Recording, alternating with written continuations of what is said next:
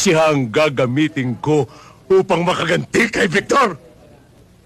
At pipigain ko na ang natitirang dugo ng garapatang payat na yan! Eto, Peping. Paano mo naman siya uubusan ng dugo? Aray ko! Ako lang ang nakakalam nun! Ako lang! The next day. Baboy, saan pwedeng kontakin ni Desiree si Kulot?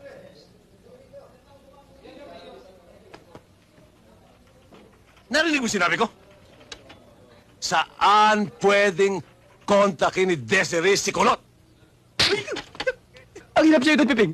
Pag sumasagot ako sa inyo, sinasapal mo ako. Pag di naman ako sumagot, sinasapal mo rin ako. Saan ko malalagay ang sarili ko sa inyo? Ano ba yan? Ang tanong ko, ang sagutin mo!